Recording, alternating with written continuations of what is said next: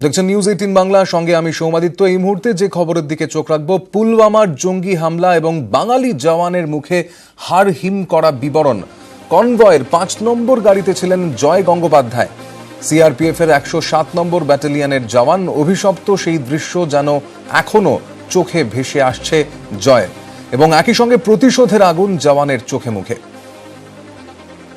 যে বিশাল কনভয়ে হামলা চলেছিল, যেই হামলায় 40 জনের মৃত্যু হয়েছে, 40 জন শহীদ হয়েছেন, সেই কনভয়ের অন্যতম সদস্য ছিলেন এই জয় গঙ্গোপাধ্যায়, এবং ঘটনার হাড় হিম করা বিবরণ দিয়েছেন তিনি।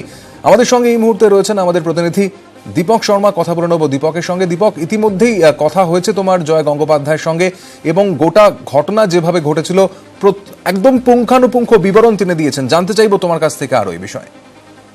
দেখো, জয় গঙ্গোপাধ্যায় কোনোভাবেই কিন্তু সেই নিজেদের জওয়ানকে ছেড়ে আসতে চাইছিলেন না, কিন্তু তার স্ত্রী সেই দৃশ্য যখন সংবাদ মাধ্যমে টিভিতে দেখে, সে অসুস্থ হয়ে পড়ে। তারপরে কিন্তু জয় গঙ্গোপাধ্যায় বাধ্য হয়ে তিনি এখন আসানসোলে এসেছেন। তার স্ত্রী এখন চিকিৎসাধীন রয়েছেন আসানসোল জেলা হাসপাতালে। কিন্তু যে দৃশ্য জয় গঙ্গোপাধ্যায় চোখের সামনে দেখেছিলেন, 107 নম্বর ব্যাটালিয়নের 5 নম্বর গাড়িতে ছিলেন, এই জওয়ান ছিলেন, সেই জওয়ানের সঙ্গীদের সঙ্গে, অন্যান্য জওয়ানের সঙ্গে, সেই দৃশ্য যখন দেখেছেন, সেই তার চোখে কিন্তু এখনো সেই আতঙ্ক রয়েছে। এবং একই সাথে সাথে যেভাবে গোটা দেশ একটা প্রতিশোধ চাইছে, সেই জয় গঙ্গোপাধ্যায় কিন্তু একেবারে প্রতিশোধ চাইছে এই মুহূর্তে। তুমি আমাদের সঙ্গে থাকো। দীপক শর্মা আমাদের প্রতিনিধির সঙ্গে কথা হচ্ছিল। আসানসোলে এসেছেন জয় গঙ্গোপাধ্যায়, তার স্ত্রী অসুস্থ, এবং সেই জন্যই জয় গঙ্গোপাধ্যায় এসছেন, এবং তিনি কিন্তু ছিলেন ওই কনভয়ের মধ্যেই। যে 78টি গাড়ির কনভয় ছিল, সেই গাড়িগুলির মধ্যে একটিতে ছিলেন 107 নম্বর ব্যাটালিয়নের জয় গঙ্গোপাধ্যায়। আমরা তার সঙ্গে কথা বলেছিলাম, কি জানিয়েছেন তিনি, কিভাবে ঘটনার বিবরণ দিয়েছেন তিনি, আমরা শুনবো। আমি তোমার পুলওয়ামার 5 নম্বর গাড়িতে ছিলাম, যে আমাদের কনভয় যাচ্ছিল, তার 5 নম্বর গাড়িতে ছিলাম। কি দেখলেন? কি দেখলাম, হঠাৎ একটা গাড়ি এসে আমাদের 3 নম্বর গাড়িতে ধাক্কা মারে। ধাক্কা মারার সঙ্গে সঙ্গে গাড়িটা আমাদের উড়ে যায়। আমাদের গাড়িটা উড়ে যায়, আমাদের যে জওয়ান ছিল, জওয়ানের বডিরা এদিক ওদিক ছেড়ে যায়, বেরিয়ে চলে যায়। তো সঙ্গে সঙ্গে আমরা গাড়িগুলোকে স্টপ করে দিই। গাড়ি স্টপ করে পর আমরা সঙ্গে সঙ্গে গাড়িটাকে রোটেশন করে দিই, যেহেতু জায়গাটা কভার করি, না আর কোনো মানুষের কোনো অসুবিধা হয়। মানুষের আমরা সিভিলিয়ানকে বেশি ইয়ে করছি, কারণ পাশে আমাদের সিভিলিয়ানেরও গাড়ি যাচ্ছিলো, তো সিভিলিয়ানকে আমরা প্রোটেস্ট করছিলাম, যেহেতু আমাদের জওয়ান যাচ্ছে কিন্তু সিভিলিয়ান যেন কিছু না হয়। আমরা শুনছিলাম জয় গঙ্গোপাধ্যায়ের বক্তব্য। জয় গঙ্গোপাধ্যায়, যিনি সিআরপিএফ এর 107 নম্বর ব্যাটালিয়নের একজন জওয়ান, এবং তিনি ছিলেন পুলওয়ামার ঘটনার দিন, অর্থাৎ 14ই ফেব্রুয়ারি, যখন দুপুর বেলায় সেনাবাহিনীর বিশাল কনভয় যাচ্ছিল, সেই সময় ওই কনভয়ের 5 নম্বর গাড়িতে, সেনাবাহিনীর যে 5 নম্বর গাড়ি, সেই গাড়িতে ছিলেন জয় গঙ্গোপাধ্যায়, এবং তার চোখের সামনেই কিন্তু এই গোটা ঘটনাটি ঘটে। এবং তিনি বলছিলেন, তার বিবরণ আমরা শুনছিলাম, যে গাড়িটা রীতিমতন উড়ে যায়। 3 নম্বর গাড়িতে ধাক্কা মারে ওই স্করপিও গাড়ি, যেটাতে আমরা জানি যে ছিলেন সেই আদিল, যে আত্মঘাতী জঙ্গি জৈশে মোহাম্মদের, এবং তার ওই ধাক্কার পরই, ওই গাড়ি নিয়ে ধাক্কার পরই কিন্তু সম্পূর্ণভাবে উড়ে যায়, বিধ্বংস হয়ে যায় জওয়ানদের ওই 3 নম্বর গাড়িটি। এবং তার দুটো গাড়ি পরেই কিন্তু ছিলেন জয় গঙ্গোপাধ্যায়, তার গাড়ি থেকে এই দৃশ্য তিনি প্রত্যক্ষ করেছেন।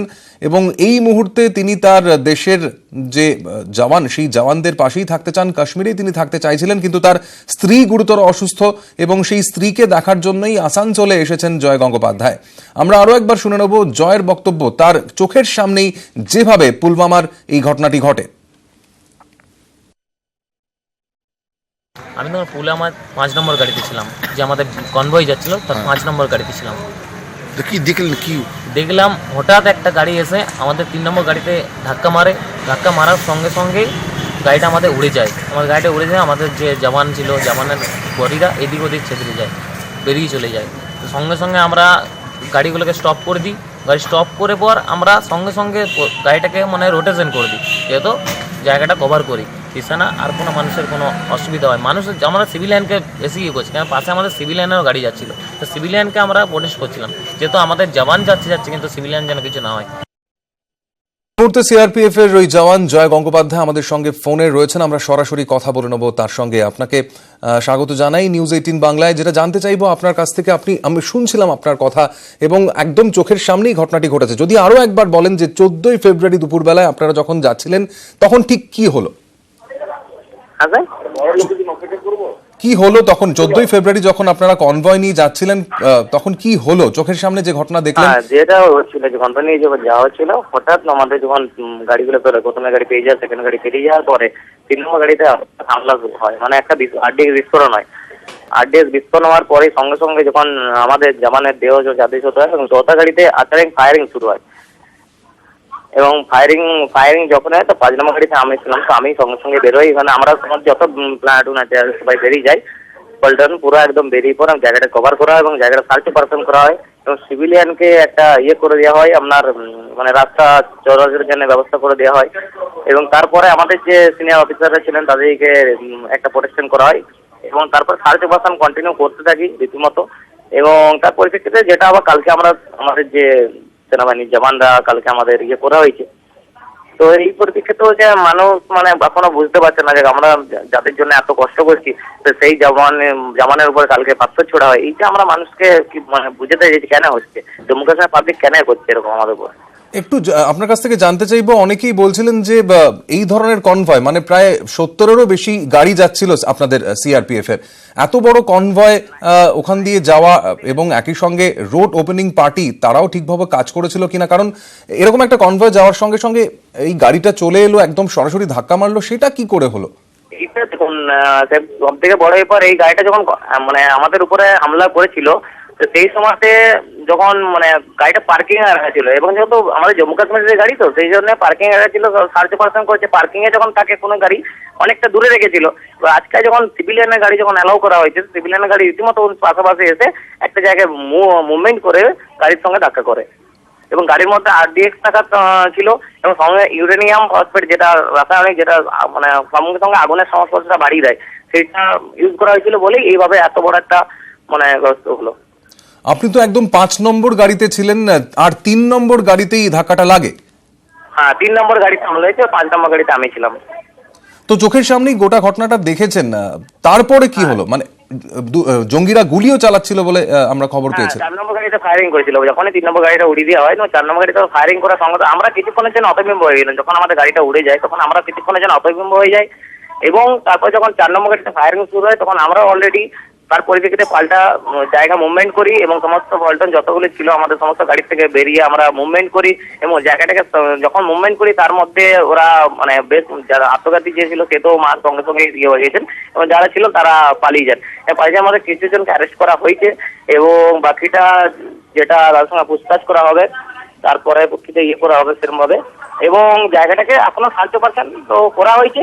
তবে তারপর আমার জবাব এটা চাই যে ভারত সরকার এবং সমস্ত পাবলিক আমাদেরকে একটা স্পেশাল পাওয়ার দেওয়া হোক, যেটা আমরা এই যে পাকিস্তানের আমাদের উপর বারবার অ্যাটাক হচ্ছে, আমাদের যে প্রতিটা জওয়ান যে হচ্ছে সেই জওয়ানের বদলা আমরা যেন নিতে পারি, প্রতিটা জওয়ানের যেন রক্তবিন্দুর বদলা আমরা নিতে পারি। নিশ্চিতভাবেই গোটা দেশও সেরকমই কিছু চাইছে, একটা উপযুক্ত জবাব দিতে চাইছে। আমরা প্রত্যেকেই আপনাদের অর্থাৎ জওয়ানদের সাথে রয়েছি, কিন্তু আরো একটু এই বিষয়টা একটু জানতে চাইবো, কারণ নিরাপত্তার একটা গাফিলতি, জওয়ানদের নিরাপত্তার একটা গাফিলতির কথাও কিন্তু বারবার উঠে আসছিল। ওই জায়গা দিয়ে যাওয়ার সময় এত বড় একটা কনভয় যাচ্ছিল, আশপাশে তাদের প্রোটেকশন দেওয়ার জন্য কোনো ব্যবস্থা কি ছিল না? যেটা থাকে আমাদের রেস্কিউ যেটা থাকে, আমরা রোড ওপেনিং পার্টি থাকে, হ্যাঁ ওপেনিং পার্টি যেটা থাকে, ওপেনিং পার্টি ছিল, কিন্তু সেদিনে যত মানে প্রচুর সংখ্যক ফোর্সেসকে হেডকোয়ার্টার নিয়ে যাওয়া হচ্ছিল ইলেকশনের জন্য, তো সেই জন্য ছিল সেদিনে তার আগে রুট মার্চ করে গেছে, প্রায় 4 দিন ধরে রুট মার্চ কন্টিনিউ চলছে এবং প্রতিটা পেট্রোলিং পার্টি তার জায়গায় করছে। তা সত্ত্বেও এটা পার্কিং লটে এসে সেটা পরে এটা ইনভেস্টিগেশনের পরে জানা যাবে কি ব্যাপার না ব্যাপার। আমরা তো স্যার জওয়ান, আমরা তো সিনিয়রদের উপরে যেতে পারি না, তো সিনিয়র এটা ইনভেস্টিগেশনের পরে জানতে পারা যাবে যে কি হয়েছে না হয়েছে। এই ধরনের ঘটনা তো প্রায়ই কাশ্মীরে ঘটে থাকে, খুব স্বাভাবিকভাবেই আমরা আপনারা যারা সেখানে থাকেন, বর্ডারে থাকেন, একটা চিন্তার মধ্যে থাকতে হয়, উদ্বেগের মধ্যে থাকতে হয়। কিন্তু এত বড় একটা কনভয় যেখানে আপনারা প্রায় 2500 সিআরপিএফ যাচ্ছিলেন, এইরকম একটা কনভয়, এরকম একটা বাহিনীর উপর 1-2 হামলা চালাবে, এটা কি কখনো ভাবতে পেরেছিলেন? না, এটা আমরা ভাবতে পারি না, যেহেতু আমাদের কাছে আইবি রিপোর্টটা যেটা শুনেছি নাকি আমাদের সেরকম কোনো রিপোর্ট ছিল না, কোনো রিপোর্ট সেরকম ছিল না। তবুও যেটা মানে আমরা শুনেছি আমাদের কাছে, আমরা যখন যাচ্ছিলাম কনভয়েতে মিনিমাম 1000 থেকে 1500 কনভয়ের গাড়ি চলে আমাদের। তো সেই দিনে যেহেতু ইলেকশন সময় হেডকোয়ার্টার রুট মার্চ করতে হবে, তো হেডকোয়ার্টার জন্য ফোর্সেস দরকার, সেই জন্য প্রায় 2500 উপরে জওয়ানকে আমাদের নিয়ে যাওয়া হচ্ছিল। একটু জানতে চাইবো আপনার কাছ থেকে, আপনি যেরকম ভাবে বললেন যে একটা গাড়ি সজোরে এসে 3 নম্বর সিআরপিএফ এর গাড়িতে ধাক্কা মারে এবং তারপর গোটাটাই উড়ে যায়, ওটা গাড়ি বোমা ছিল, কিন্তু সেটার পাশাপাশি আরো কয়েকজন ছিল যারা গুলি চালাচ্ছিল, তারা সংখ্যায় কজন ছিল এবং তাদেরকে কোনোভাবে ধরা আর সম্ভব হলো না কেন? না তার দিকে তো কেন, যখন গাড়ি থেকে আমরা যখন মুভমেন্ট করি, গাড়ি থেকে যখন মুভমেন্ট করে বেরোই, সঙ্গে সঙ্গে মানে ওরা তার আগেই মানে পালায় এবং রীতিমতো আমাদের নিরাপত্তা কর্মীদের হাতে তারা 2-1 জনকে অ্যারেস্ট করা হয়েছে, তাদের পুছতাছ চলছে, যেটা সিক্রেট ভাবে করা হয়েছে। সেটা এখন করা হয় না, সেগুলো আমার কমান্ড করাটা ঠিক হবে না, যেহেতু আমাদের স্যাররা আছেন, সিএস সাহেব আছেন, সমস্ত অফিসাররা আছেন। আপনি তো এসেছেন এই মুহূর্তে, আপনার স্ত্রী অসুস্থ, স্ত্রীকে দেখাশোনা করার জন্য আপনাকে আবারও যেতে হবে। হ্যাঁ, আমাকে আবার যেতে হবে। 15 দিনের সিএলএ এসছি, মানে স্যারকে ইনফর্ম করে, যেহেতু আমার মিসেসের এই অবস্থা শুনে মিসেসের অবস্থা খারাপ হয়ে যায়, জ্বর এবং মাঝে মাঝে সেন্সলেস হয়ে গেছিলেন, তো আমি এসেছিলাম। এই মুহূর্তে কাশ্মীরে যে পরিস্থিতি চলছে তাতে কি মনে হয়, একজন জওয়ান হিসেবে আপনার কি মনে হয় কি করা উচিত? এখন এই মুহূর্তে যে অবস্থা চলছে, যে এবারে আমাদের